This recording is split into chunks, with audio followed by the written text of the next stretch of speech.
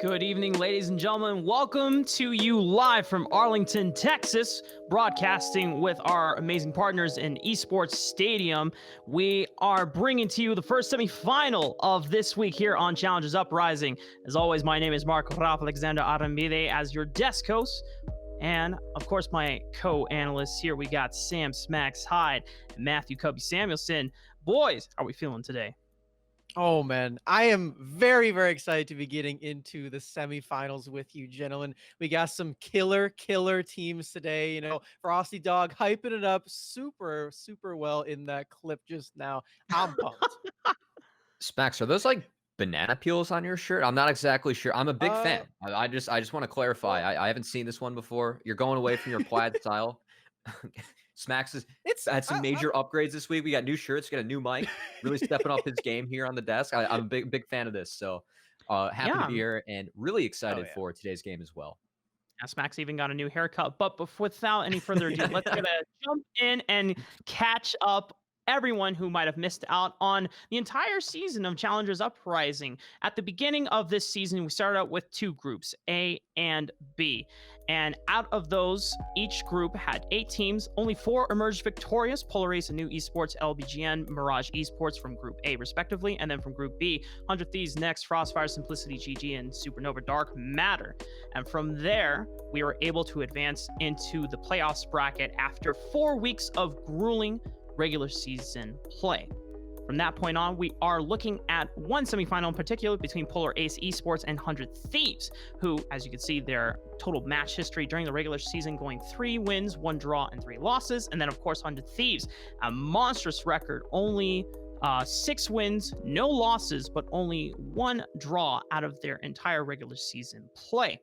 And as we can now see on the playoffs bracket, for today's semifinals, 100 Thieves Next will be taking on Polar Ace. Tomorrow, we will be seeing a new Esports and Frostfire. And of course, the winner of both semifinals will be taking each other on in our grand finals next Wednesday here on Challenges Uprising. But we need to go a little further down, and then we want to see some of the best plays coming out from Polar Ace and 100 Thieves. Check this out.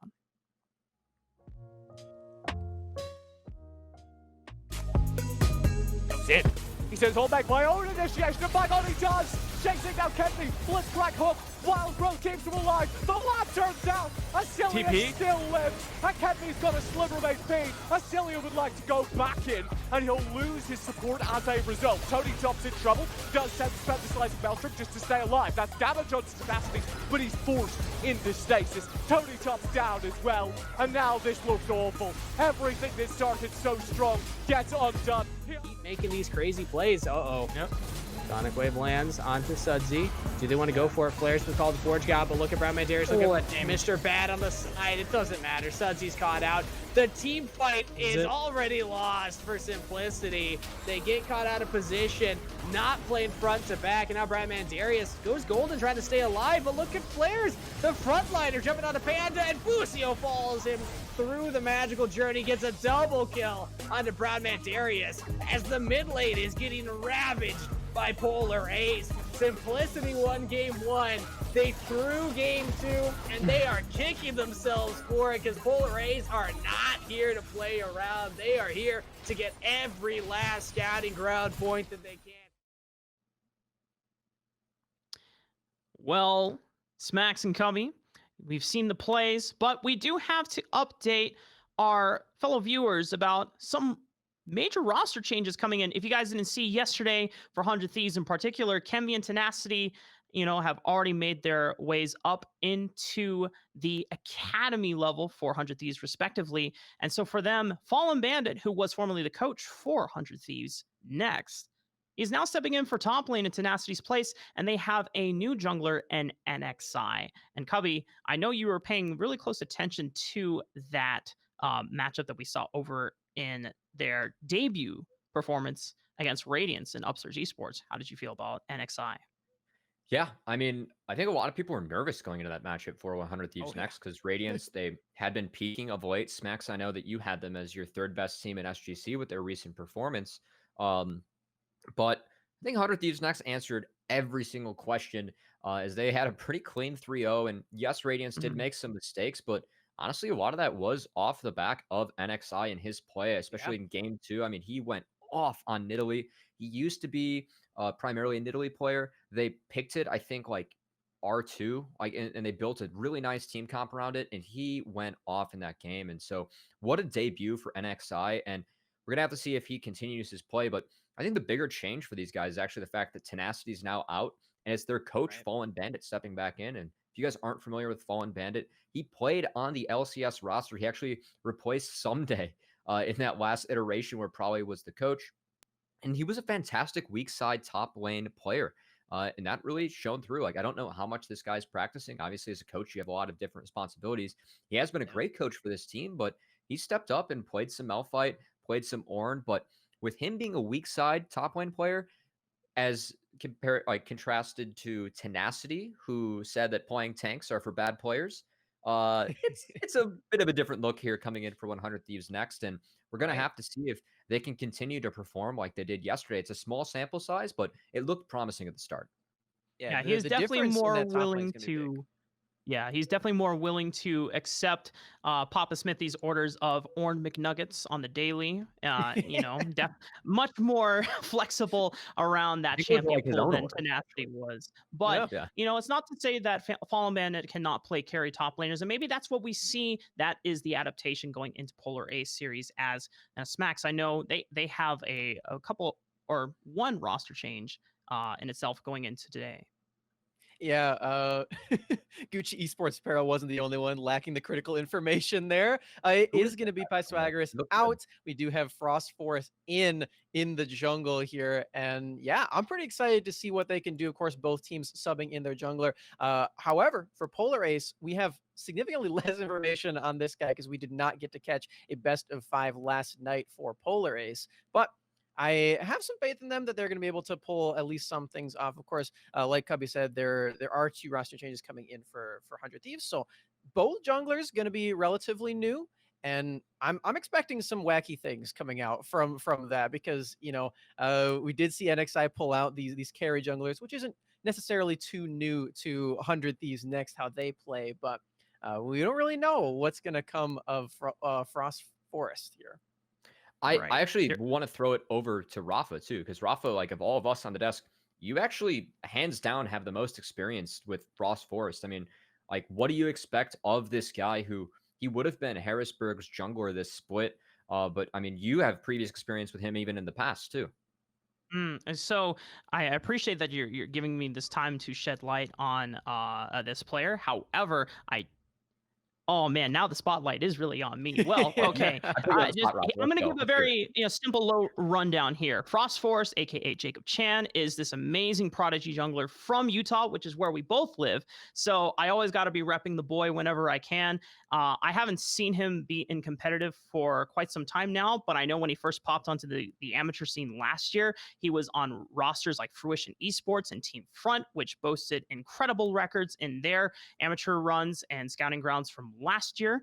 And based off that alone, he was able to get a scholarship over to Harrisburg University and had, COVID not happened, they would have been playing on that collegiate roster and they would have all been moved in, which, that roster also boasted Heike Savage, who is now playing on Frostfire. But, we need to get into our most anticipated, part of the show. It is the fantasy draft, ladies and gentlemen. I'll just give a quick rundown. Cubby, you're still in last place, brother, despite, having first pick from last week.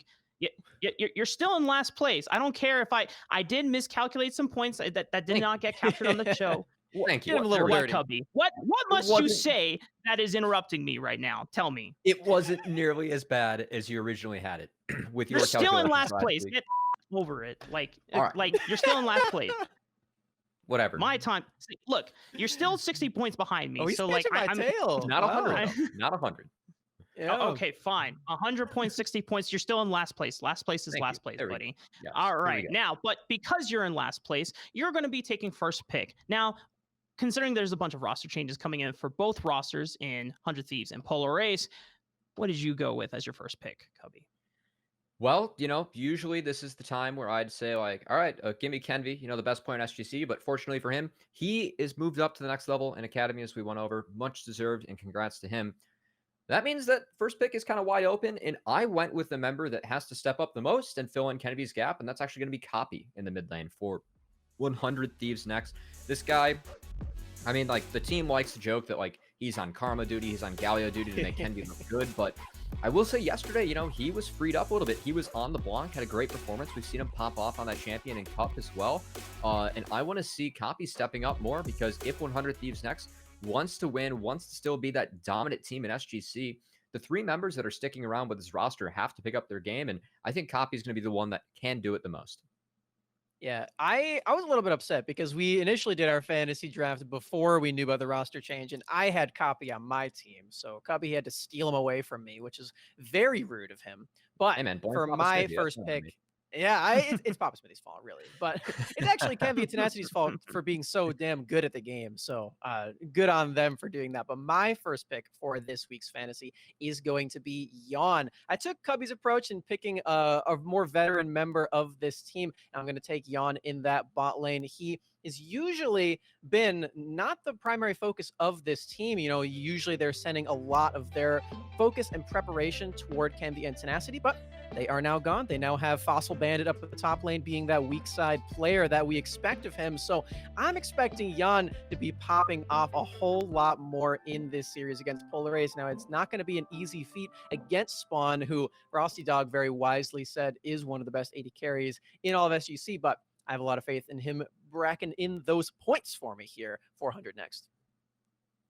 So I just want to mention to you, too, that you guys have been sleeping on Copy for the past 3 weeks, including quarterfinals. Did not pick him at all when you guys had a chance. And now I'm mad. I was going to pick him. I have a content bit coming up featuring him. It's not going to be on broadcast, but I just, you know, I'm paying respects where respects due. I first picked him. But Rafa, what do you have in store for us? Well, okay. So, see, the way I look at it, the picks I've been picking were sleeper picks. And tonight, there is one sleeper pick that no one is expecting to come out, and it's going to be Frost Force from Polar Ace. And I already talked about him. I have already hyped him up, and I just have so much faith in my boy Jacob, because this guy is an unknown quantity, and with unknown quantity means there is no pressure at all. This guy has probably one of the deepest champion pools coming into the scouting ground circuit as a whole. This guy's still playing things like AP Shyvana, like the Kane, and now he's already on the jump train for Karthus. Here we see Kiana. He's still busted out from time to time, even though that has been nerfed into the ground multiple patches in a row. I'm just telling you guys, for 100 Thieves next, if they better watch out. They better not sleep on Frost Forest. That was a pretty sick Kiana ult. Yeah, I mean, I respect Rafa, too, for going back and digging through those streams to find that clip. But with only 2 teams today in the fantasy draft, we did change the format. And me being the fantasy football connoisseur among us, I wanted to do snake draft, so I get the first and the last pick. These guys are like, no, man, you get 60 points to make up. You pick first and fourth. So it's time for me to take full advantage of that, as I am not going to make my selection for my second pick. And that's going to be Spawn. I mean, we talked about Polar Ace, and yes, you know, Bucio's insane. He's 16 in the mid lane, but the real carry and the most consistent performer for this team, it is Spawn in that bot lane. And if these guys are going to perform, it's going to be off the back of his play. He's one of the better Aphelios players that we have in SGC. A part of that is because they play around him so well when he's on that champion. Another part is that he's very skilled with the gun combos. Also can play weak side with Ashe and the likes of her as well. So a lot of flexibility, but if Polar Ace want to do well in this series, they could play through Flares in that top lane, but I want to see them play through Spawn, because he's been such a consistent carry performer for these guys, and I really want to see him continue to pop off.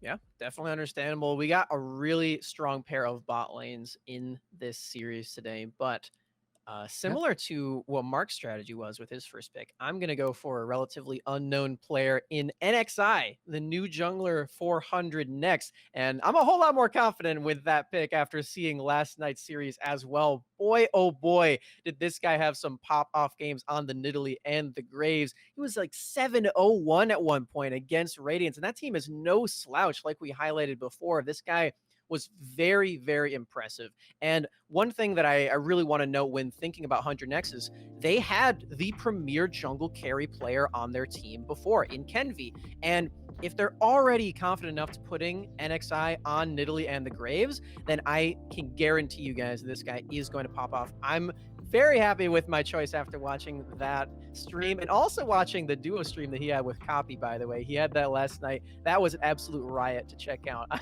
highly recommend going back and watching the VOD. There were some very funny moments there. You know, Smacks, I think it is very interesting that you have gone with the jungler for NXI, considering that you're basically your doppelganger put so much faith into Busio, and you didn't pick him up. Yeah. And No.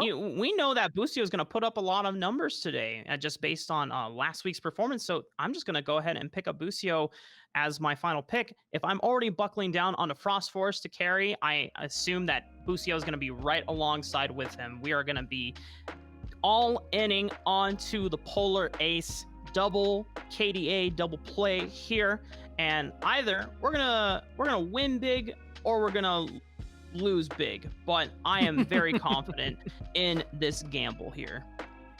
Yeah, and just for people that missed out on the rest of this game that we had over at Cup, this is just like one of, I'd say like maybe 20, 30 highlights that Busio had from this game where he went legendary on the block. I mean, this guy, yeah, he's the reason that Polar Ace is here. I mean, the team, yes, Pie Swag, you know, he stepped in. He had big shoes to fill with Infectrix, and he played rather well and got a lot better throughout those 3 games. But the reason Polar Ace made it was because Busio just decided to put the team on his back in that last game on the block. I mean, he went legendary. He did everything in his power to pull his team here into the semifinals. And here they are with the chance to really topple the, I'd say with the previous roster, the Kings of SGC.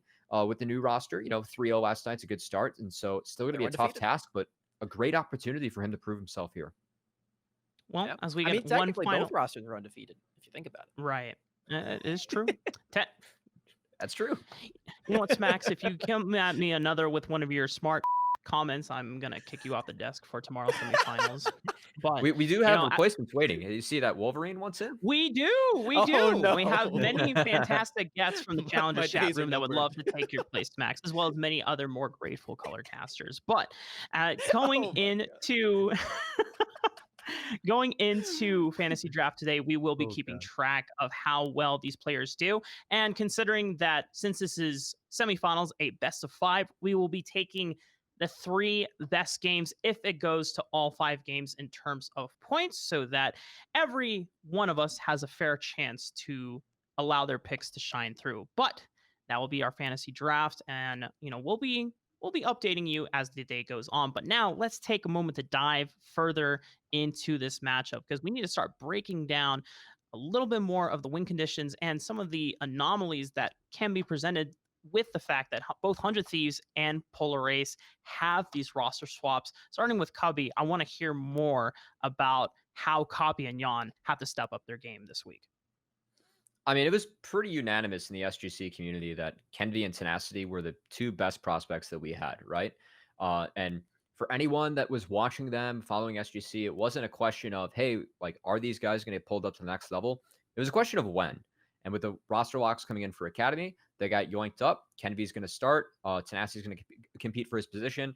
And that's the 3rd member of 100 Thieves Next that's been pulled up. You know, Poom started off there as well, now on the LCS team. But that leaves big shoes to fill. And a part of me, you know, like it wants to see the, you know, Fallen Bandit step up and see NXI step up. And those guys are going to improve the quickest. But they just figured out these changes on Monday. I mean, we shot that content bit with their alter egos on Monday night, and we didn't know by then, right? These guys have had very limited time to practice. And so who has to really step up? It's going to be the guys that have been there the entire time, right? It's going to have to be Copy and Jan, right? Because we know Otto is kind of being that level head, having that good shot calling voice, and also really stepping up his play on support throughout the split. He's going to have a lot of help shot calling. I'm sure having a coach in the game helps, one who also brings LCS experience as well. And so I'm really looking at the young talent, and yes, NXI, the more that he steps up, the better. But jungle is such a hard role to fill in League of Legends, and he's only had like 2 or 3 days to play with this team. So I'm really looking at Copy and Jan to pick up their games. And I know that like Copy and I have this like running joke where like, you know, no one ever talks about Copy, or like no one ever gives Copy the credit he deserves, because yes, he is a very good player, but he was overshadowed by Tenacity and Kenvi in that top side of the map. Hey, Copy, man, I'm a big fan of you. It's your time to shine. It's your time to show how good you really are. that you were number 2 on the ladder in season 9, that you can be this insane player. And now that he's going to be probably given more carries, just given the fact that Fallen Bandit is such a stable weak side top laner, I really want to see Copy especially step up and show how good he is, because he is insanely talented, and this is his time to really shine through. And on the flip side here, Smacks, I know you're ready to talk a little bit more about Polar Ace, but a lot of people, even if the roster swaps didn't occur, or regardless if the roster swap didn't occur, the 100 Thieves core as a whole seems much more formidable than the Polar Ace roster on paper. How does Polar Ace take this away from 100 Thieves? What is as many people in the amateur community, what is the angle their approach is here? Well, actually, opposing Cubby, I actually have a little bit of a different take on how 100 next is going to play. I actually do think that it is still going to be a lot about carrying through the jungle. It seems as though NXI is really apt at doing exactly that, and they did play around him very, very well. They gave him the champions that he needs to carry, and they already are very, very good at playing around that. So I imagine that 100 next are not going to actually change up too much in the jungle position, but the top lane one is really where I think that Polar Ace can really find their spot to attack, because they do have Flares, who is this carry top laner, who can pull out these unexpected carry picks like the Akali and things of that nature. And if they can get their top side off the ground and really put a stop to NXI carrying in the same way that he did against Radiance, then I think they're going to have a lot better time than Radiance did, where it doesn't seem like NXI is the more supportive type jungler. It doesn't seem like he's playing these tanks like the Jarvan or anything that's really supporting the rest of the team. So I think if they can get him behind, whether that be through topside or elsewhere, I think that's really going to be very, very big for Polar Ace, and maybe this new jungler of theirs can do it. Interesting approach here for Polar Ace, because what I'm basically getting from you two gentlemen is that they're going to be playing basically opposite sides of the map. 100 Thieves are now focusing on the known aspects through Copy and Yawn being part of that super incredibly dominant roster that has been there for a majority of the SGC season, whereas Polar Ace are going to say, you know what, we're not going to even try to contest it. We're going to let Spawn do his thing. He's always been playing weak side, and he still comes out very dominant in the late game, very well fed in terms of just normal farming, as long as they can protect it with the minimal requirement vision control that they need, and just trying to snowball flares onto Fallen Bandit, who, I mean, we cannot take him for granted.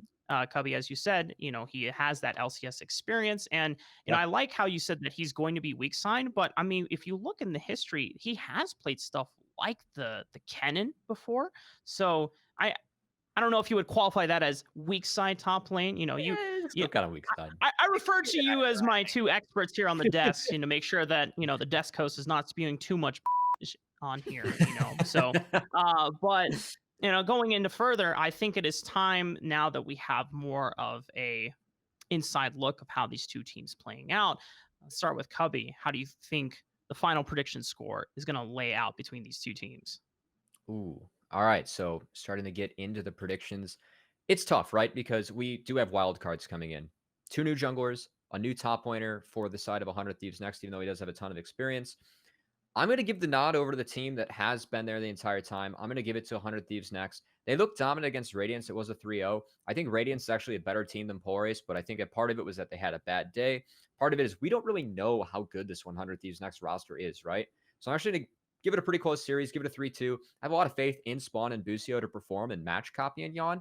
But at the end of the day, I really feel like the experience coming through for 100 Thieves next, the fact that their roster has been so good and so dominant throughout all of SGC so far, will make them kind of give them the edge in this series to pull through. And also, I mean, we've talked about like weak side a lot for Fallen Bandit. I just want to say that's like a huge compliment, right? Being like a great weak side player, like that's a great thing to bring to your team. Keep in mind that the team that just won Worlds this last season had the best weak side player in the world in Gimgoon, right? And Fallen Bandit can kind of imitate that, which he was able to do over in UPL yesterday. He played very strong on the weak side of the map. I think 100 Thieves next has a really good chance to win the series. I just have it going 3-2 because I think Polaris have a few things up their sleeve with his new jungler. Might be able to cheese a game, might be able to beat him for a game, just won't be able to take the whole series. Makes sense to me. I mean, I'm gonna go a little bit further down the 100 next rabbit hole. I'm gonna go with a 3-1 for them. Like I said, I think that this team is already set up for a carry jungler player like NXI to just slot right in. I think it's gonna be not too different, at least for 4 positions. The Fallen Bandit question is definitely in the air, and the different change of pace that we saw yesterday in that top lane is certainly noticeable. But I do think that NXI can fill a little bit of Ken V's shoes. I think he can be rather than can't be. And yeah, I think that that's going to work out quite well for them as well. I do think that there is a chance for what you were mentioning, Cubby, about how they can put more reliance on Yon and Copy especially. I think they had a lot of reliance on Copy before, but Yon, Yep. I think, can be slotting in and playing things like this Aphelios, maybe Ezreal, who's more of a carry champion too, rather than the Senna and the Ashe, right? I think those champions are still very, very good, and I think that they will be able to slot that in and just make sure that NXI can get off the ground. And it looked really, really good yesterday, so I wouldn't be too surprised if they did. And because of that, I am going to go with the 3-1 for 100. You know, I hire you two for a reason, to come on here and, give insightful, in-depth information and analysis, of course. That's why the analyst is in your name. But you guys have it completely backwards. In fact, you know what? I'm going to call someone who I think is more qualified. TJ.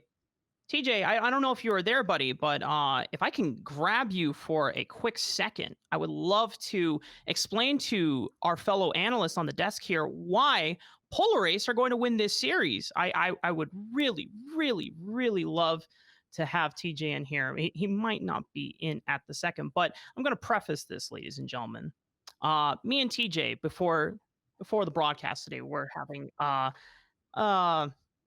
nice conversation about the storylines of these two teams and, the unknown quantities, the known quantities. And I know Smacks and Cubby have explained that, Yawn and Copy, they're very powerful. And you know what? In prior weeks, I have also given that thought. But, I just have to say, oh, TJ, there you are.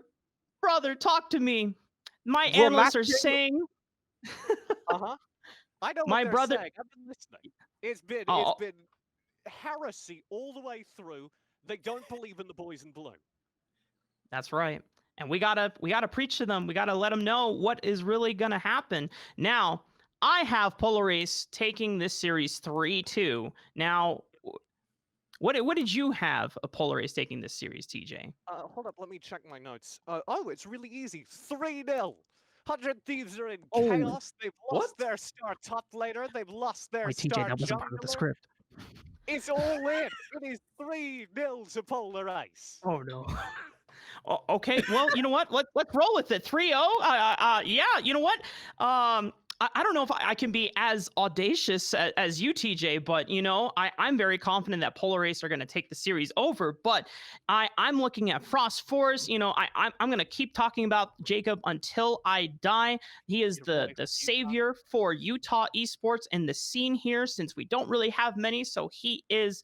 He should have been included in G-Bay's video about saving North America here. So I just want to be 100% honest with you, TJ, but, if I'm glad that you're at least on the same page with me. Make it happen. I, unfortunately for you, Rafa, have some more unbelievers by my side. Over here on the caster desk, it is full of people who disbelieve they are 0-star NA prospects, as we would say. Well, that's a damn shame, TJ. Well, but I'm pretty sure, the viewers would like a chance to hear what they have to say, as much as we don't really want to listen to it, TJ. But on behalf of the analyst desk, we're going to say goodbye and allow you guys to take the wheel. All right, well, take the wheel I will. And if we were talking a little bit about this before we got into it. If we could, for a second, just pull my camera up to full screen. we have a little bit of congratulations that are in order here on the caster desk.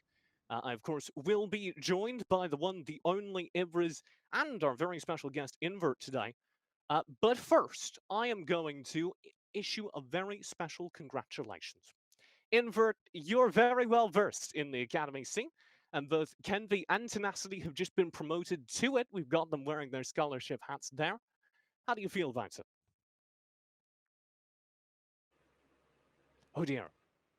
Invert's gone missing from this world.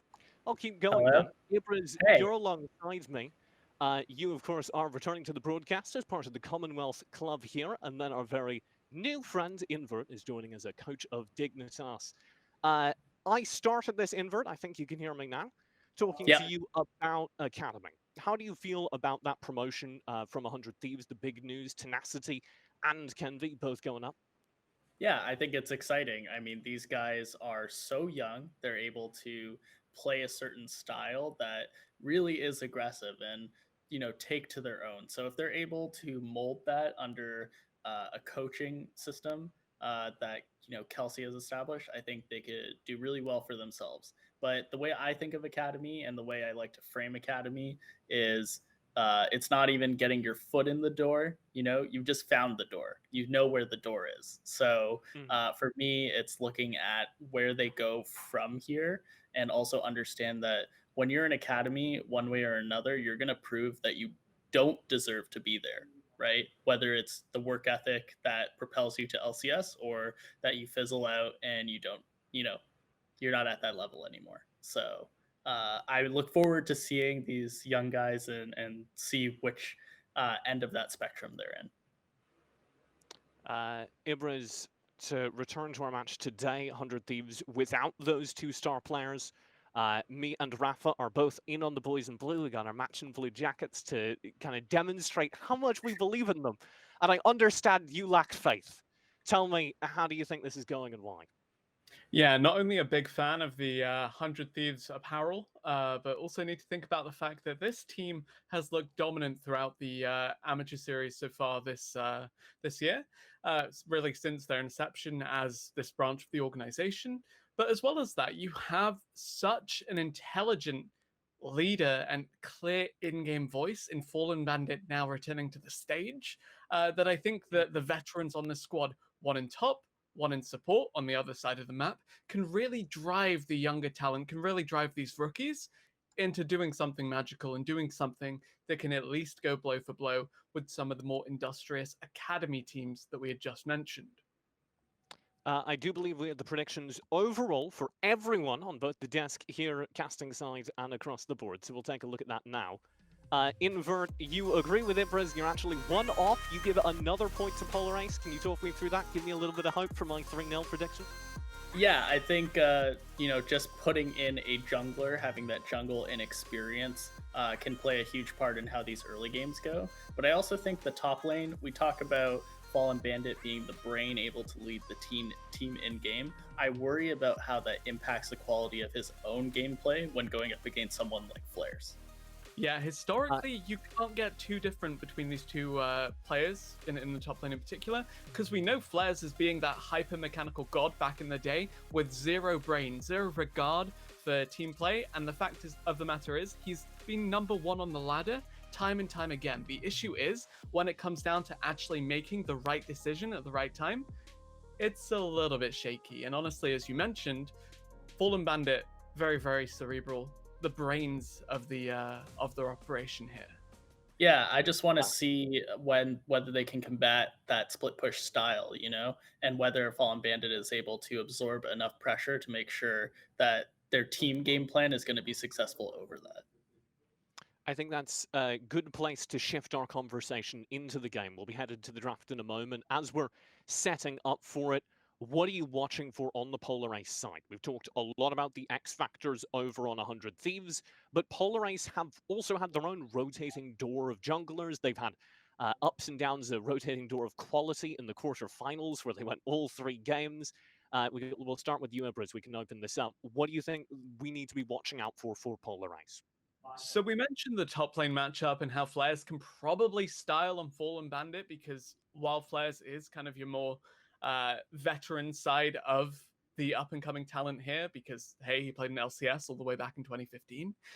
He's still got a lot to prove, a lot to show, and as we mentioned, very, very mechanical, very proficient in that regard. And you can look at him as having the same kind of strengths and weaknesses of some of the newer players. Very similar in there, where he has these insane mechanics and that kind of selfish game sense that has a really difficult time at translating onto the onto competitive stage. But if you look in the support role for both of these teams, you have a mid laner that's swapped to support, you have an AD carry that's swapped to support. One of those roles dramatically closer to that bot lane than the other. And you wanted to talk about that, Invert, because kind of our highlighted matchup coming into today was that mid lane. Busio playing against Coffee. As we head into the draft, how do you feel about that specific match? Who do you think is going to come out on top? Yeah, I really like Copy in terms of 1v1 lane potential against Busio, but I also acknowledge that Julian, being a role swap support from the mid lane, understands how support can impact the mid lane accordingly, so may have better movement to mid lane, even though he may not understand the bot lane as well. We'll keep an eye on that. We'll keep an eye on the synergy. We're into the draft itself. We've already kicked off our ban phase. Anything standing out, Ypres? Hey, look, it's one of those top laners that Flares picks that always wins top. Jace is getting taken away so he can't smack Fallen Bandit around in lane. Because something we discussed prior to this game was not only is Fallen Bandit that reliable shot caller, that kind of voice for the team, but also if your shot caller falls behind, if your shot caller hemorrhages resources across the board, it becomes really difficult to be able to make those proactive plays and actually focus on the grander scheme of things when you're getting your stuff shoved in pretty consistently. I want to call out the bans for Polar Ace. We assumed that with 100 Thieves losing Kenvi, there would be less jungle focused. NXI has pulled both a Lee Sin and a Graves ban here. As we head into first pick, both Karma and Ezreal picked up Invert. Yeah, for me, the Karma shows a very clear game plan. They want to group up. They want to use the Mantra E to do something special, as well as that it's a three-way flex, right? It can go top, it can go mid, and it can go support. In the case of going support, you're going to guarantee yourself a pushing lane against the Ezreal. So picking something that scales up with the Karma and, plopping that Karma bot, already a very clear game plan on the Polar Ace side.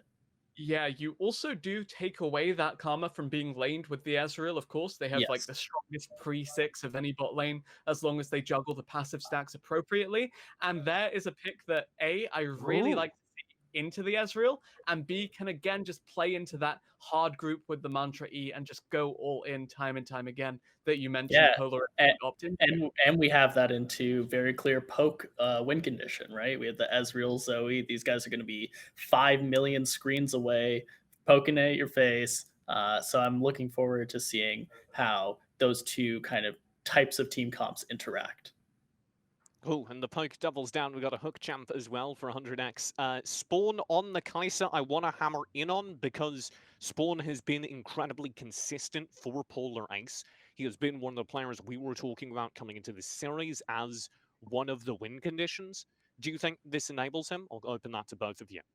So Kai'Sa is a hyper carry, but the issue is that she's really easy to punish early. While Ezreal isn't quite the Draven that we saw at 2018 Worlds, where, Kai'Sa was pick ban every game, and you just have those kind of hard carry players ruin her life early, it's still a little bit precarious for her to navigate this early game, and that's why I think we see the Karma go bot with it, just so you have that super safe lane where she can scale up, where you can go tier into tier, and kind of chill until you have 2-3 items. Yeah, one of the things. Sorry. Oh, I was gonna say one of the things we really should look out for is hard CC on the side of Polar Ace, so that we can get those Kai'Sa stacks, so she's able to fly in, dodge the poke, and be able to get to the back line really easily. Ibra, as you were talking about the Karma being pulled into support, I want to highlight 100 Thieves have just banned 2 supports. That Galio oftentimes drafted into support roles, so they clearly thought that was going to be a mid or top Karma, and we now have the Morgana coming in, which does add that flexibility, and an Ornn to complete the draft there for Polar Ace. Morgana should be going support, I think, but at the same time, this does play into the kind of narrative that Smacks told me about, or Cubby. I feel bad one of them's not getting the credit they deserve in them both. But I say it was both of them.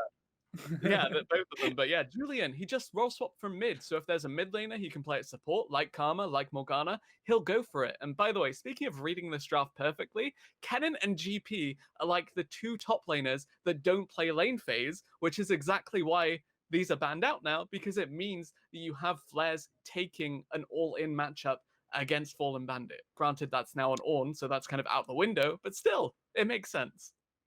This 100x draft did finish exactly as it would have before losing Kenvi. NXI gets a Kindred for the jungle.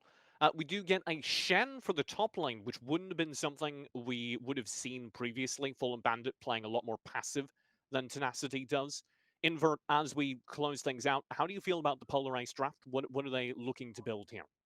I think Polar Ace has a really clear win condition. They want to be diving in your face. They want to be fighting a lot. They want to be grouped up. But most importantly, they want to be first to the objective, right? If they're first to the objective and a team comp that involves Kindred, Zoe, Ezreal has to walk into you, it's going to be very difficult for them to do that because they're so squishy and there's so much pick potential on the side of Polar Ace. So look for Polar Ace to be wanting to group a lot, be together, and force 100 Thieves next to walk into them.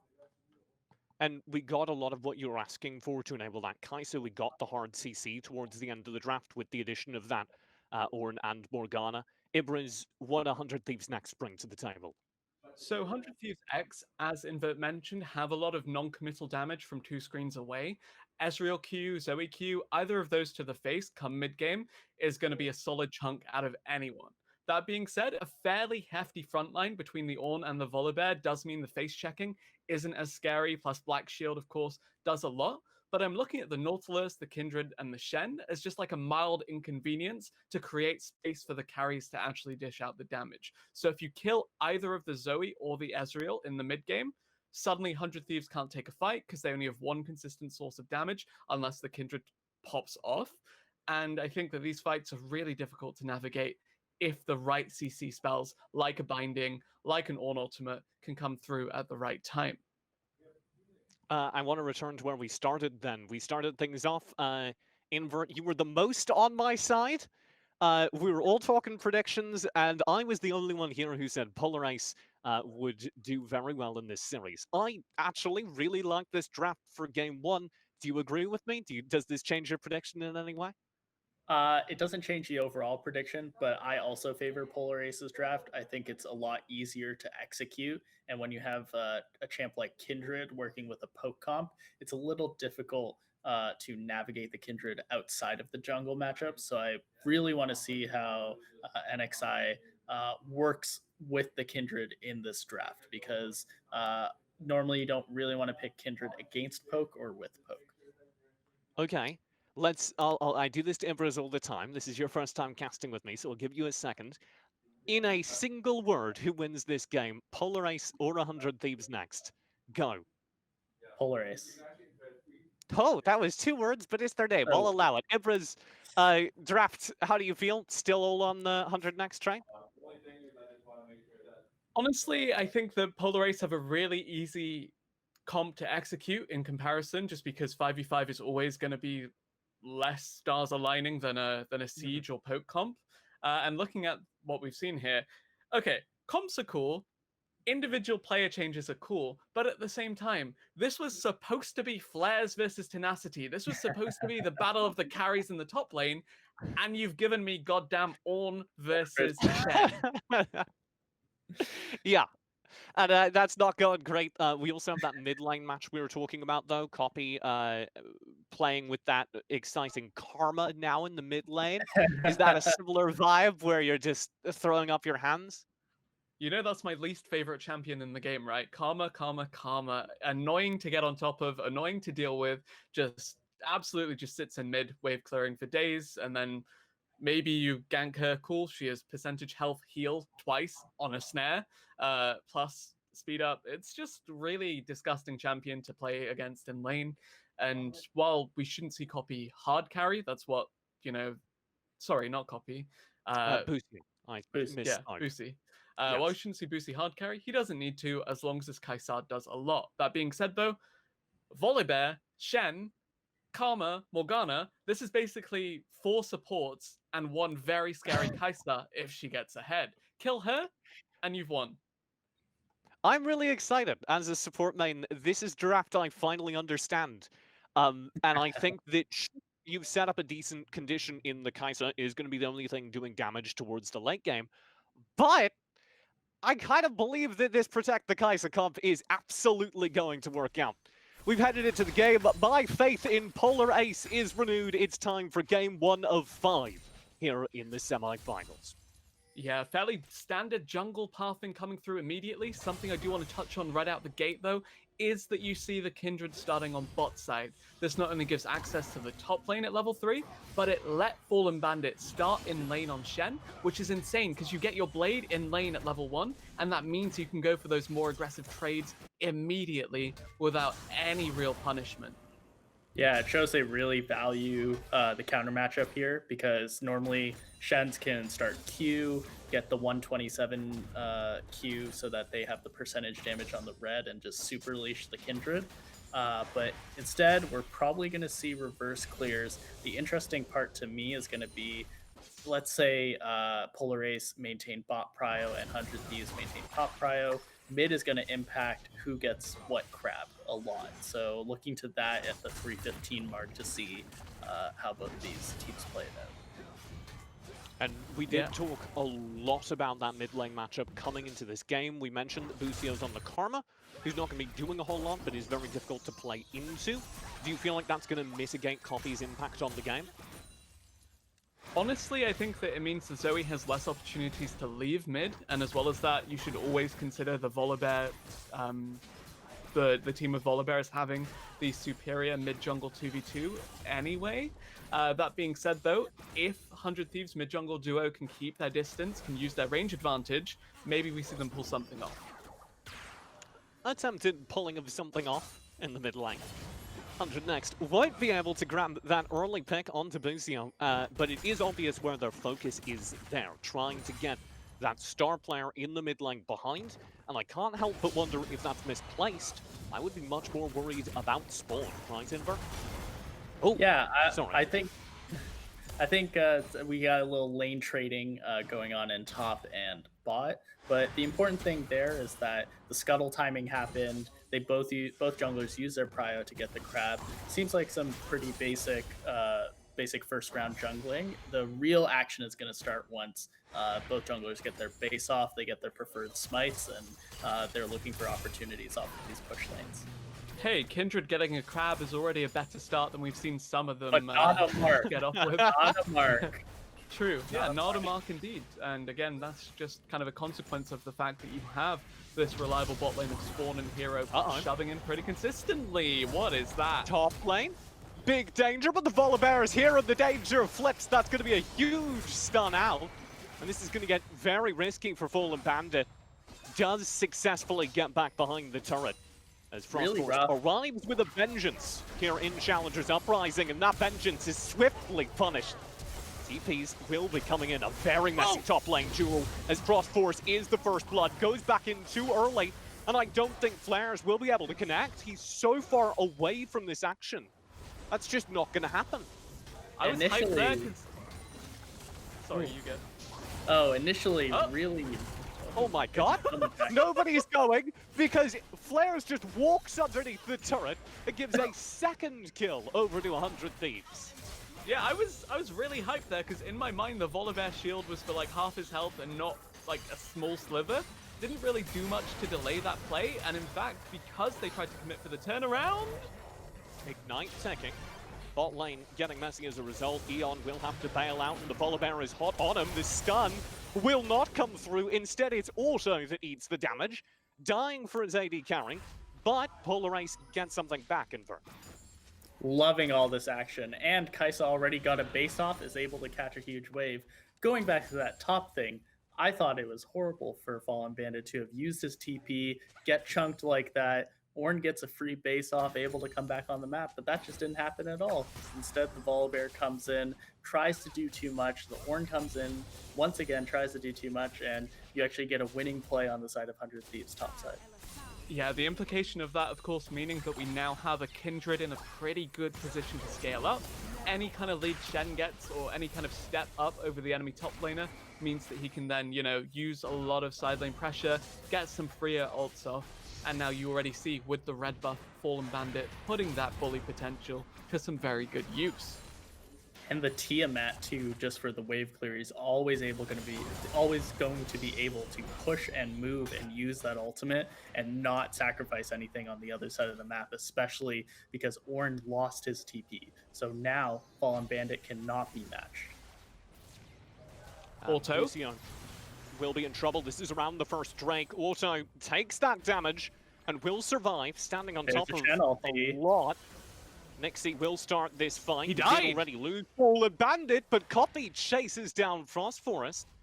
And that's a 1-for-1 trade. With Frost Forest out, though, Drake should be given over if 100 Thieves want to push the matter. And that is why you probably shouldn't channel Stand United in lane. Ornn, of course, a lot of percentage damage on that Brittle does mean he pretty much always has kill pressure. And speaking of kill pressure, as you said, this Drake probably going to be next on the menu for 100 Thieves next. That Shen ulti came in super late too. Otto was already perfectly safe walking into the river. There was no threat to his life on the side of Polar Ace, and yet still that Shen ulti comes down, Fallen Bandit dies. I think this is another example of what we talked about in the pregame, just too much focus on the team, not enough focus on the quality of his lane, and now you see he's actually down CS, down that Shen ulti, didn't actually proactively use it in a good way. But they do get that first dragon. The dragon counter does start ticking. And now we're looking to see if Kindred can get his bot lane broken out in order to swap for that Herald.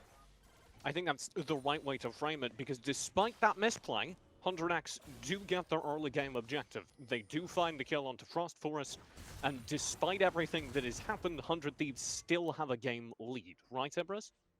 Yeah, exactly. But at the same time, if I am Polar Ace here, I don't care about topside. Honestly, yes, it's unfortunate. Cool, Shen's a little fed. He might present an issue in side lane later, especially when we're fishing for 5v5s against this comp that, as we mentioned, will struggle to keep up with us. But at the same time, Polar Ace, it's all about this Kaisa, and as long as she's still farming, as long as she's still 2 waves up and getting the onus on a rotation towards that 8-minute Herald that Invert mentioned, it means the Polar Ace are still in an absolutely fine position to continue with this game. Yeah, and you see Kaisa moving now with the Man-Immune power spike, able to overload the top side, make sure there's 5 people here for this Herald. Maybe there's a fight, but I doubt 100 Thieves wants to commit with Ezreal farming in the bot lane. Don't want to leave Eon out of the action. This Rift Herald. Oh, true shot. Oh, it's low. It'll get scooped up a little bit too early. Yeah, so now Kaisa gets the Herald. Rift Herald does go over to Polar Ace. That will be a little bit back into their favor. As you can see, that gold lead still being kept very close. That should be invested down into the bot lane with Spawn. Right, Invert? Yeah, we really need to see this Kaisa get accelerated so that their damage on the side of Polar Ace can come online. I'm looking to that next dragon as a really, really important timer to see if they're going to use the Herald to create pressure for that dragon, or if they're just going to do it right as Volibear is pathing down to their side, because they do win the 2v2. That gets very dangerous. Eon not feeling like winning right now, but the chase comes through from Auto. That'll be a killer instinct flash from Spawn in the meantime. That does take him to safety. Copy isn't safe in the mid lane. He'll be slowed down. Frost Forest doesn't land the engage, and he will slip away. A kill to 100 Thieves next. At the end of all of it, nothing back to Polar Ace. Yeah, Polar Ace, though, they're fine. They have this Kaisa still scaling up. She didn't die. Yes, she's mildly inconvenienced by the Morgana dropping, but the action is still going. Kindred has ult, so Flares does need to be a little careful. Blown there. Call the Forge God spent in exchange for the Lamb's respite, but Lexi will very likely just have to fall away here as Flares wants to push in and take a turret plate. And I speak too soon. He's thoroughly zoned off, Invert. Yeah, he is unable to get it. I think for me, I was just hyping up that 2v2, thinking that Kaisa Looking Morgana is in a winning state, and then they go and eat a couple turret shots to prove me wrong, guys. I don't know what to say to that one. But Volibear was pathing down. It looked like the game plan did involve the Herald, and then he goes for that mid look. I think it's really structured on the side of Polar Ace. They wanted to get that mid priority, bring the Karma down so that they could break these plates. And only now are they really starting to get that game plan underway. You see the Volibear in the blue side jungle with the Herald, trying to counter jungle, trying to find those Herald opportunities. And we have a sleep on the Karma, has to blow the cleanse. Well, actually think about re-engaging 1v2 Busio. I don't know.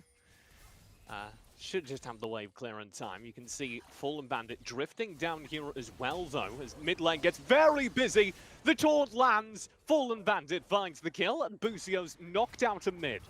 The action will continue down bottom, as 2Hero wants to fight into Auto and Eon, but nothing else will come of that. Yeah, and the thing about this for Polar Ace is that the Karma mid means you should almost always have mid prio, especially against something like the Zoe. Yes, we're at a point where Ludens is coming into play, past level 7, so of course the Q from max distance will one-shot the caster creeps, but at the same time, the Karma should always get pushed in that lane, and it means that you have the luxury of using Herald elsewhere because you shouldn't need it to cheese mid prio around this next objective. That being said, though, still not enough proactivity coming through from Frost Forest with that Rift Herald in pocket. It's just random skirmishes across the board that at the moment are going entirely to 100 Thieves, largely because Spawn on this Kaisar, the crown jewel of this competition, still not ready to fight, so Polar Ace should stop opting in to these fights. Yeah, I think a big thing about this dragon as well is the fact that Fallen Bandit used his Shen ulti, has it now, and TP top. So it may feel like they have TP advantage on the side of Polar Ace, but unfortunately that Shen does have ulti to match and is also able to potentially stop the Ornn TP and then come in himself. This is why actually you had Flares pretending to recall, so he's still there to stop the Shen up. Yeah, the objective force we talked about during draft will happen here. Frost Forest does get the Drake, even though Copy's hot on his heels. The Rift Herald does connect as well. Frost Forest, goes for the turn. Busio there. Nixie inside the Lamb's Respite. You'll be fine for now. Shen ulti is Fallen Bandit arriving, but Nixie's already down. And there's big damage. Flares chasing down Copy for a second kill. Spawn did find the kill at the start of the fight, but he's already gone. And that makes this a little bit messy. The damage has to come from 2Hero and Busio in the middle of a fight that has a lot of bruisers. They'll get auto nonetheless, and Fallen Bandit is left stranded. He's trying to force the kill onto 2Hero, but with the aid of a stopwatch, everything will be fine. Polar Ace, a massive win outside the Drake pen. Yeah, great comeback play on the side of Polar Ace. They got to match the Shen ulti with the Ornn TP, and Frost Forest found a great turnaround as well. He was getting poked down by the Kindred and the Zoe and just thought, hey, we can start a fight here. My bot lane is moving. My Ornn can TP. Let's do this. We already got the objective. We can get even more. And it's really, really good proactivity on the side of Frost Forest to recognize that and start a fight in their team's favor. And while only one of those kills actually went over to Spawn on this Kaisar, the solo laners of Polar Ace are in a much more comfortable position, unlike Nixie. Yeah, Nixie gets chunked trying to duel Spawn, who now has the Black Shield to let him escape. Polar Ace do get a turret, that's the bot lane. As this skirmish continues, True Shot chunks 2Hero. But the disengage should come through despite Copy's best efforts. All of Polar Ace get out safe. They don't manage to contest that blue buff takeaway, but I think they'll accept the result nonetheless. Yeah, and the Kindred actually got that blue if my eyes don't deceive me. So, not going over to the Zoe, she won't necessarily have the mid prio. We actually see Karma moving in order to help Flares push out his lane, but the wave is nowhere to be seen at the moment. So we'll see if they chase it all the way or if they just play for the wave. Oh, there's the slow. Chase all the way could happen as the killer stops Fallen Bandit. Snare will land. He's just gone. Flare is doing so much damage in these fights. If they can connect one charge or the Flying Breath, the kill will come through. Polar Ace tie up the kill lead as 100 Thieves try and get Rift Herald. Yeah, so you're essentially trading the spot lane kill and a little bit of gold funneled back onto Flares in exchange for this Herald. Granted, we saw that Polar Race didn't have the setup for the Herald because they got chased off of their blue. How would they move up just even a little bit more to get vision? They couldn't. And they may very well be pushed off of this mid-tier one as well. Kind of sad to see Herald used on a turret that's at like 500 health, if that, but Yeah, needs and must, it's not. and this will be a good amount of pressure, cracking open the map and letting the pick comp find some more Fog of War to play with. Yeah, it's not used for anything more than just that last little bit. Unfortunately, could have been saved for that mid-tier 2 push when the Ocean Dragon spawns potentially. But now we have a look on the top side with an overload from Flares. Oh, that was such big bait, but the Ornn ulti misses. Call the Forge God was dropped. Must have had AT&T or something. Spawn will be left all alone with nothing to get out of their big engage theory. Well, decent enough just because the ult will be back in time for that Ocean Dragon. So, good to look before that just to make sure. And Nixie is caught as well on this timer. Oh my god. Trying to disengage from this fight, down very low. But Copy landed the Sleepy Trouble Bubble, and Flares, as a result, had to kind of lay off. Polar Race are pushing so aggressive here, Ebras. Yeah, actually, I do like the fact that Invert brought up the fact that Flares would aggressively fish for picks with that Ornn ultimate as often as possible, just because rule of thumb should be that you get 2 of those for every one channel. God. Copy in trouble, will not be able to survive. I thought maybe he slept Forest, and that will claim his life. A 1-1 trade at the end of the battle. That's a Shen ult gone too. Shen ult and Volley ult gone, but right before this Dragon, so we'll see how heavily they contest. Notice that the poke comp on the side of 100 Thieves, even though the Zoe's not there, is going to be first. So how Polar Ace retake this river is going to be really important over the next minute or so. Yeah, as well as that, though, factor in the Fallen Bandit has TP up. It means that, it's still going to be a numbers advantage as long as these solo laners are sat in a side lane each time, especially when you consider that Frost Forest will take a little while to actually close the gap towards this Drake. Clarence comes in round the side, Auto in trouble. Drake does go to 100 Thieves, but the kills may go the opposite way. Nixie has to get out of here and fast, and Flares is hot on his heels. I don't think he's getting over this wall. Spawn completes the kill. And 100 Thieves trade Drake for their jungler's life. Yeah, and if I'm 100 Thieves, I'll probably take that trade. You don't really want Ocean Drake going over to a comp that gets outranged. If Ezreal Zoe are going to be poking.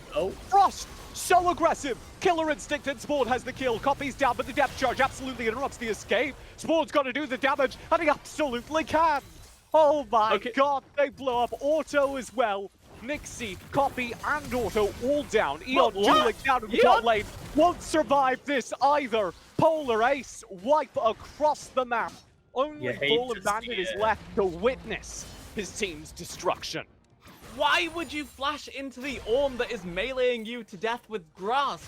Doesn't even need the spellbook for the Ignite to trash this Ezreal. I was gonna say, it's like 100 Thieves are playing without a marksman until this Ezreal gets Trinity Force. Still scaling up on that. Yeon gets 1v1 by Flares. And honestly, the Kaisar ultimate off of the flash Volibear Q, that was cool to see. That was not what I was expecting when I looked at this draft. But yeah, any way into the fight is a valid way in for this Polar Race team comp. Any landing you walk away from is a good one. What an engage in mid. That was a very cool dive, Invert. Yeah, I really, really enjoyed them doing that the second time around, because they did it the first time, they got the Shen ulti, they do it the second time. There's no Shen ulti to protect Coffee this time, so they're able to correctly punish and get that mid control and mid pressure. Now, unfortunately, they lose top tier 1. Fallen Bandit does not commit with his TP at all. So just going into the next phase of the game, we have to look at both these top TPs and how they're going to be used for whether it's Baron, Control, or this next Dragon. Yeah, they didn't get a whole lot out of that. as impressive as it was, Polar Ace don't really achieve anything with the cross-the-map wipe. Is that worrying going forward? They'll get Actually, just gold. thinking about the fact that, actually thinking about the fact that we do have this Baron spawning here, as you mentioned, by the way, I like it for 100 Thieves next because this poke comp can kind of take advantage of the fog of war, but it's a double-edged sword because the issue is that you're going to need to contest this objective if you can't chunk anyone off of it, and that means you're opting into a choke point, into a 5v5 against the comps that we rightfully identified as having the superior team fight. Spawn does eat that Battle Star. Yeah. A little bit dangerous. Flares has the black shield, so he's not in trouble. We started this whole game by remarking that Fallen Bandit had kind of fallen behind in lane, but it probably was no biggie. Flares has kind of made us eat that, huh? Yeah, part of that is also just getting these opportunities. I think the TP opportunity was huge to get the Ornn back in the game. And now he has his Ornn items, so it's going to be really important to see how they transfer onto his carries. You know, Kai'Sa doesn't necessarily have the best Ornn item options until you specialize into things like Zanya's or Death Cap or Infinity Edge. So looking forward to see how that happens when it does happen. The thing I'm looking forward to the most right now is how Morgana sets up on the bottom side in preparation for this dragon. So are we going to see a pink ward, of which there aren't that many on the side of Polar Ace, to the Baron pit in case they're worried about Kindred doing the Baron? Are they going to really index on river control for this next dragon? Because if 100 Thieves next do get this next dragon, that's Ocean Soul point. And Ocean Soul, as we all know, is really, really awful to play against. It's really hard to play against. It's hard to win against. So the Ocean would wash away all the sins of this early game. And that would be a major turnaround for 100 Thieves, who are now significantly behind Empress. Yeah, the thing about 100 Thieves comp, though, as, you know, we've been talking about the Ocean Soul. Poke comps love Ocean Soul. They hate playing against it. Either way, one of these teams is going to get the soul, and that will probably be the game. Whoever gets that, because suddenly you have Polar Ace shrugging off any damage that comes their way, but you also have 100 Thieves with unlimited mana bars and some decent sustain if they are chunked out themselves. That being said, though, as you mentioned, yeah, it's been a little bit back and forth the past couple of minutes, but we've come to a point where the poke comes behind and can't actively Oh, he steals it! Oh, no. I don't believe it! Second time's the charm. Eon from all the way across the map. A true shot to steal the Drake full blind, if I'm not mistaken. That was all the way from the Commonwealth, that one. But man, that, you know, saves 100 Thieves' game a little bit. They were late on their bases for that dragon. Yeah, that's Soul Point. That's Ocean Soul Point. Exactly what we were just talking about. They now have kind of a comeback condition in the Drake that they can leverage against Baron if they can hold on long enough. Yeah, they're late on their bases for that dragon because they wanted to get the Trinity Force, they wanted to get the Stone Plate, they wanted to get Nautilus wards, and you know, they salvaged the situation off of an Ezreal True Shot barrage. That's just also a little poor on the side of Polar Ace to not hold the health bar of that dragon when they know it's free and they know the only way it's going to get taken away from them is that Ezreal ulti. So definitely could have done that, could have held Smite and all that fun stuff. Yeah. I'm kind of in awe of how that happened. That should have been such an easy secure, frankly. Frostforce did have Smite, if I'm not mistaken. Yes, and he didn't use.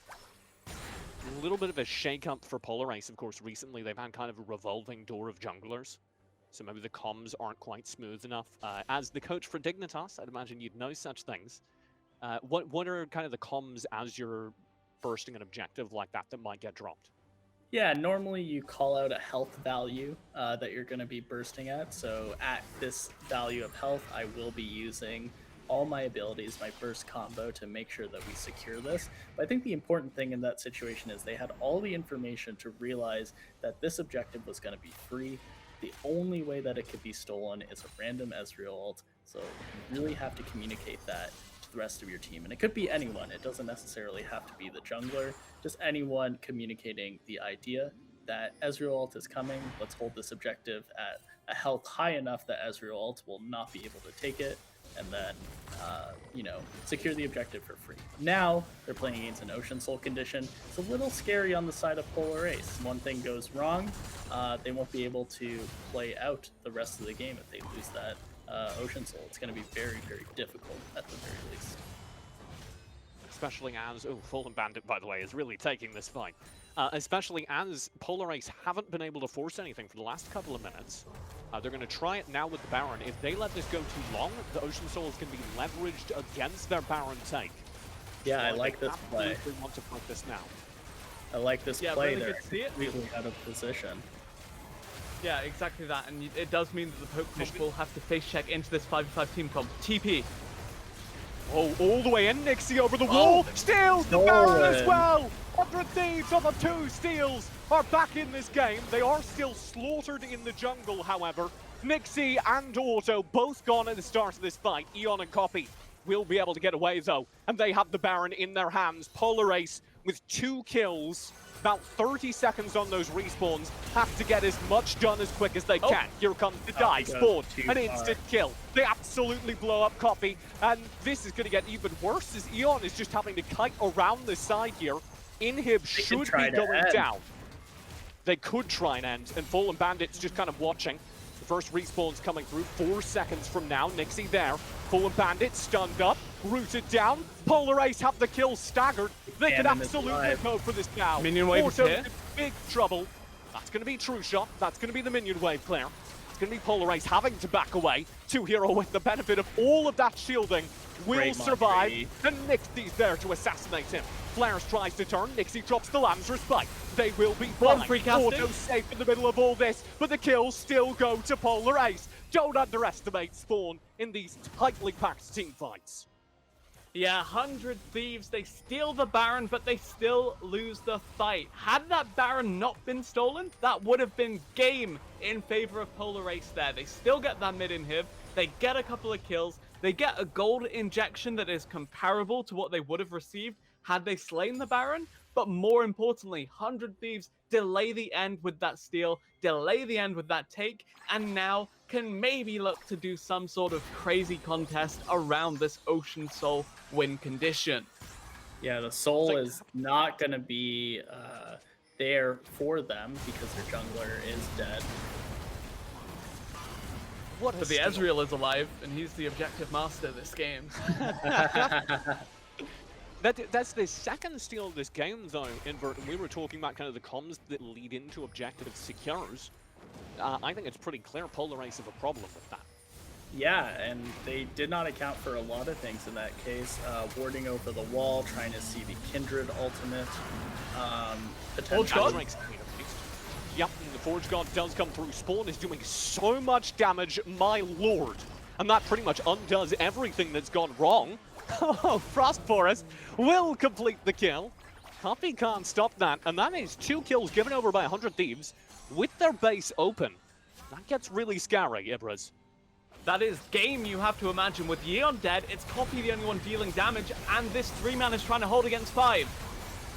Good start, but Spawn finds the kill, and Fallen Bandit's the only tank. Nixie will drop the Lamb's Respite. It's too late to save his teammates, though. It's too late to save the game. Despite 2 miracle steals, Polar Ace will pick up game number 1 of this best of 5, and my faith is rewarded. Rafa's faith is rewarded. It's a great start for the underdogs in blue. TJ, you are 1 game of the way there to your clean 3-0 that you were hoping for, but I am still riding on that 3 wins from 100 Thieves to follow that one, but that will be a dramatically difficult game to bounce back from with such a clean mid-game response coming through from Polar Ace after a pretty rocky start, all things considered. Yeah, don't count your Polar Aces before they hatch, TJ. That's all I gotta say. It's 1 game in a best of 5 series. You're able to adapt accordingly, and I think there's a lot to learn for 100 Thieves from this game. The Ornn takeaway, the Kindred pick into a poke comp. Their comp just wasn't as cohesive as the side of Polar Ace. And I think that played a big part as to why Polar Ace could so convincingly win a lot of these mid-game fights. I think one of the things we have to take away from that series, though, is Polar Ace, despite winning that game, look a little bit shaky in their communication at times. And Yeah, the things definitely. that looked really synced up. Their turret dives were insane. But whenever they had to kind of loop in the new jungler, whenever we started building on Frost Forest, who is that recent addition to the team, you started to see the cracks. Yeah, definitely do have to consider the ease of execution between the two comps, whether that was Polar Ace drafting intelligently, saying, look, maybe our strengths are, clear mechanics as we always identified, and not necessarily the 1-3-1, the siege, the poke kind of comps you see come out from some of the more experienced teams. And actually, despite playing that kind of Ooga Booga Kaisa hit with club or whatever kind of But he comp, sure it did. works. You don't need Yeah, to play he sure complicated did League of hit. Legends. If you decide, hey, Spawn is one of the most consistent players on our team, we're going to build a whole bunch of tanks, and Kai'Sa on the Spawn is going to win this game, and then you can execute that, you are playing better League of Legends than your opponents. And as much as we're talking about the ease of execution, we also have to talk about 100 Next Invert, because they slipped up there. Yeah, they had jungle advantage. They had the advantage on top, getting 2 kills. It really was just that dragon fight where they got to match the Shen ulti with the Ornn TP, and they were just winning on the bottom side. They never had the opportunity to convert their 2v2 Ezreal Nautilus kill into anything special on the bot side. The Kai'Sa always got to group first with the team, as you saw in the first Herald, and she always hit her power spikes at the key time. She gets the Mana Mune for that first Herald. She's able to spike earlier with the E-Evolve and E-Evolve specifically in later fights. And it was just super difficult for this Ezreal to play. You saw how far away he was from Triforce pretty much the whole game. So yeah, the difference between Yeon and Spawn on this Kaisar that game. Granted, the comps were pretty much exclusively built for this Kaisar anyway, and she was a direct counter and response to the Ezreal. But yeah, the AD difference this game was She didn't steal any insane. objectives, though, Empress. True. And that is what we're building off of. We do need to go to a quick break. We do have 4 more games potentially still to go in this semi-final today. I do want to rub salt in the wound before we go there, though. I said 3-0 Polar Ace. You two both disagreed. Are either of you seeing the wisdom of my ways yet? no. No, I guess not. Just take the silence as a Okay. All right. We'll We'll let let it you have break. your We'll be fun, back. PJ. No plus laughter. No plus laughter. When we return, we have a desk who can also laugh at me. Don't go far. Challenges Uprising semi-finals will return after this.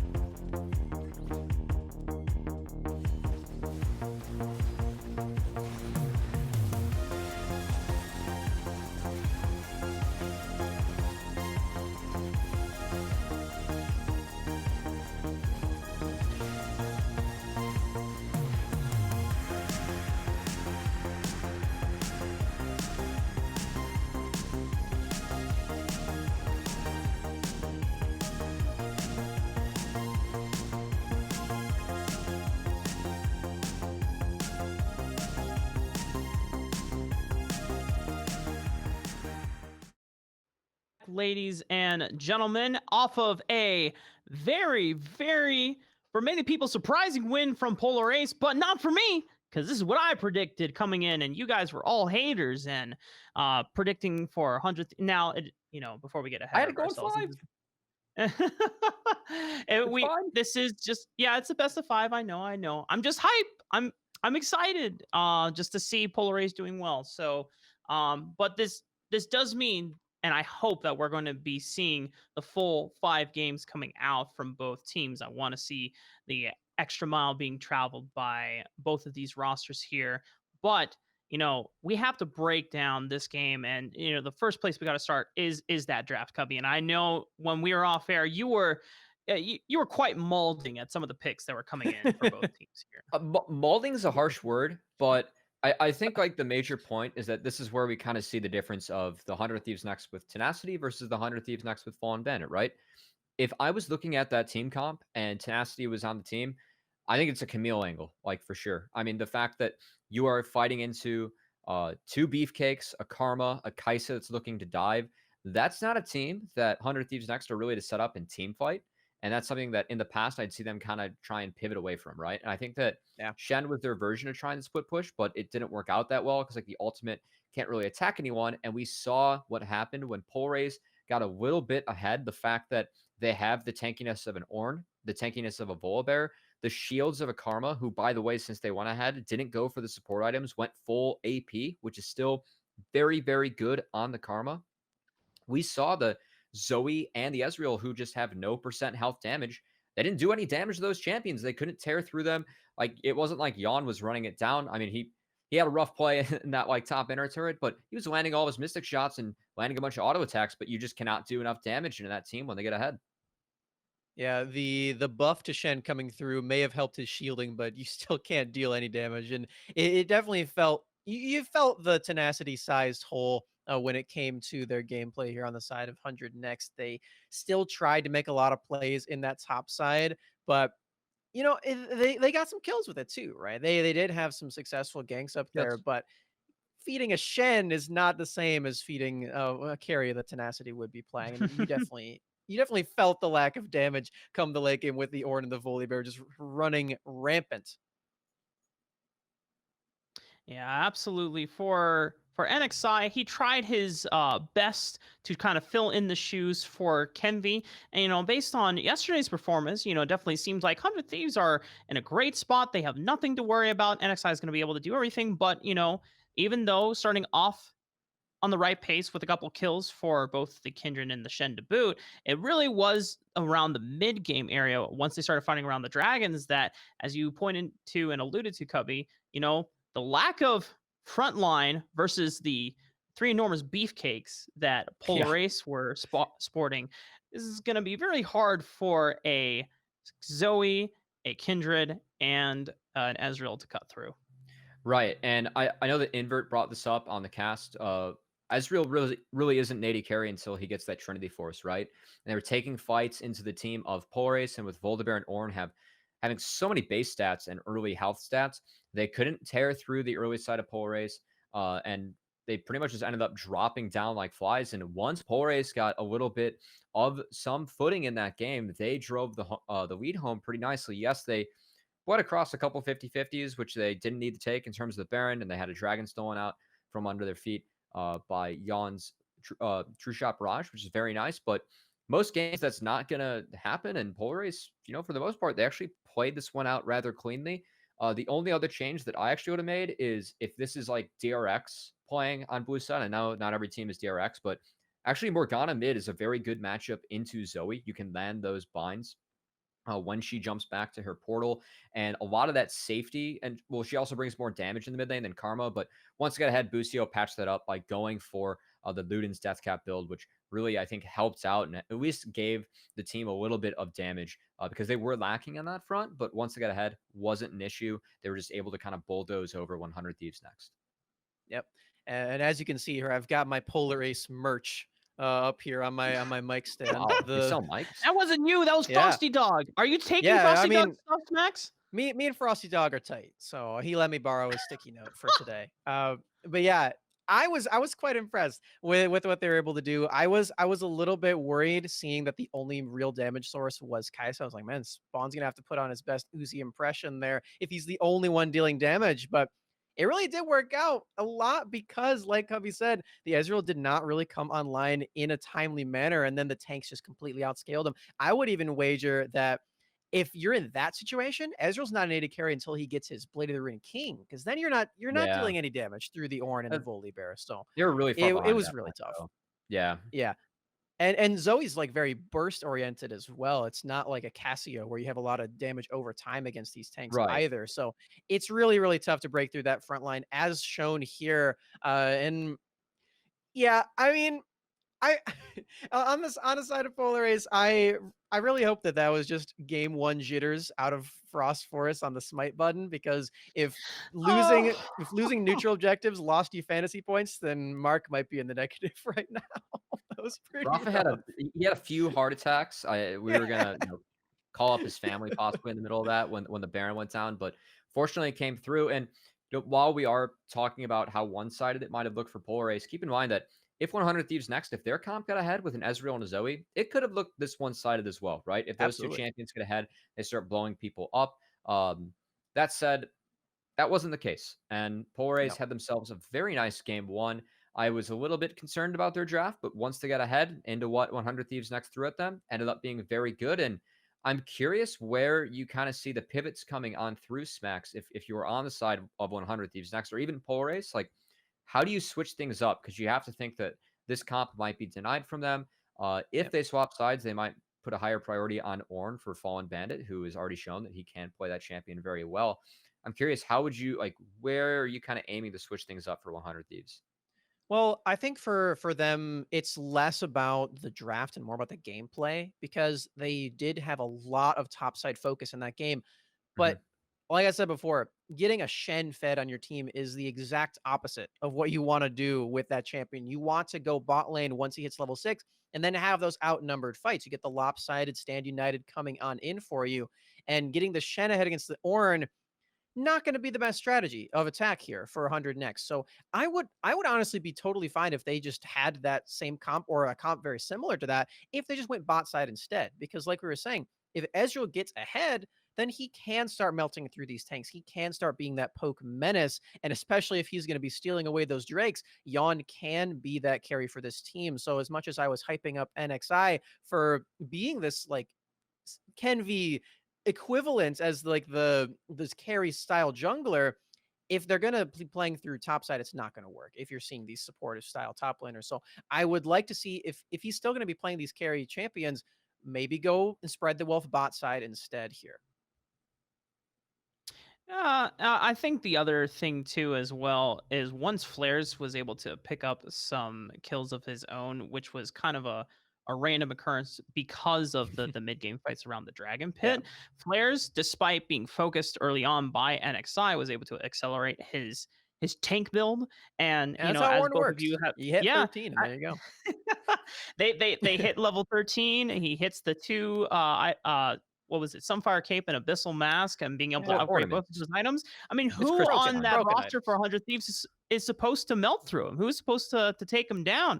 I think we even saw a couple times where the Ornn was able to just solo kill someone under the turret at the same time as Frost Forest made the engagement onto Zoe, and that was the real big conundrum there for 100 Thieves. Once the initial poke passes off, there is a short cooldown where they can't really do anything, and then despite my boy Jacob Chan unfortunately not being that tight on the smite. We lost a dragon, we lost a baron over to 100 Thieves, but you know what? He knew when to flash in and make the plays and engagements. I think it is, completely fine for Frost Force to be on these, more supportive role playing for the team style of fighters and tanks, because, like I said, this is a new roster for him. It's not like he's coming in the day of like we had for Pi Swaggerus last week. So they might have a couple more things already prepped and ready. And there's a lot of things that need to be cleaned up, but it's the same for the side of 100 Thieves as well. But going into this next game, if you were to change if you were to take the perspective of the coaches, I want to put Cubby. I know I've been putting Cubby a lot in the seat of 100 Thieves. I'm going to put you in Polar Ace's seat, and I want Oh, Smacks to be in the seat of 100 Thieves. Let's kind of make it interesting. Let's switch it up a bit. Cubby, if you're the coach for Polar Ace, I guess you have it a little bit more easy. But was there anything that you would want to change in the draft or be willing to anticipate from 100 Thieves? so I do have word from our wonderful producers that it's actually going to be a side swap. So 100 Thieves is going to be on the blue side this game with Mm. Polar Ace on the red side. I think Polar Ace should ban out Ornn. The two champions we've seen Fallen Bandit play so far to a lot of success have been Ornn and Malphite, right? So if you take away Ornn, you might be able to pivot them into a Malphite, and it does take away some top lane matchups that are pretty decent blind picks, such as a Jace or a Wukong that we have seen Flares play in the past. But if you avoid those, take the Volibear, flex that around the map too. You can have a very powerful draft on blue side, and they keep on playing the spawn. I love the Kai'Sa and Ezreal. They can take that again if they'd like. If an Aphelios is or if they get a good matchup for Aphelios, they can pair that with something like Kindred. Keep on playing through spawn. I really feel like that's the way that you can win games consistently if you are Polar Ace. And I want to see them continue to play through spawn because we saw how it worked in game one. They looked really good once they got ahead, and they made the game look rather easy. A lot of that was because of how the team comps interacted, but I mean, another part of it was the fact that they played it out pretty well. So I'd say deny the Ornn, continue to take the Volibear, flex that around, and you should have a solid draft from there if you just play around spawn. Well, Smacks, now it is your turn. You're in the hot seat as 100 Thieves. You just, I'm curious to see what the dynamic is for 100 Thieves if Fallen Bandit is still directing most of the drafts or if they have another staff going in. But, let's just assume that you are in that spot for 100 Thieves and you're looking at the roster. You just see this first loss coming through. What's going through your mind, buddy? Well, if I'm the coach for 100 Next, that means I'm also the top laner for 100 Next, and I'm a big fan of Ornn myself. I am hoping that the Polar Ace did not listen to what Cubby just said and they leave the Ornn open so that 100 Next can pick that one up for themselves. Because much like Cubby said, I think that would be a very big weight off the top lane shoulders here for Fallen Bandit, because you can just scale up. You have a lot less worry about like what you can do in the side lane as Shen. You just go for the team fight. And if Ornn's not available, there are other options for you. You got the Malphite, you got the Maokai. All these champions start with them. They just go, good. I'm going for the team fight. So I'm really excited to see if they get him on one of those champions, because I, much like Cubby said, would like to see some bot lane focus from this team as well. I want to see Yon get onto one of his pop-off performances that I know he's got in him. And I think the best way to do that is to make sure that they give more attention to that bot lane and less trying to make sure that Fossil Bandit doesn't get his head kicked off in that top lane 1v1. Well, just taking from the perspectives of my analysts being coaches, I do want to mention that Cubby was a former collegiate coach for Miami, Ohio University. So Smacks, his insight might have the edge over yours, but then again, we we never know if Cubby could just be My insight was that he was right, and I hope they don't listen to him. How can his insight be better than mine if I agree? You know what? That's trying to give you brownie points here, Smacks. Let me flame Cubby when I have a chance on air. Off air is not enough. Anyway. Oh my goodness. Following through, as you may have already noticed, we are working through some client issues for both of the teams. That we're just trying to get them ready for game 2. So as we take a quick pause to reset a little bit of ourselves, we will be back within a few, hopefully, with the game start.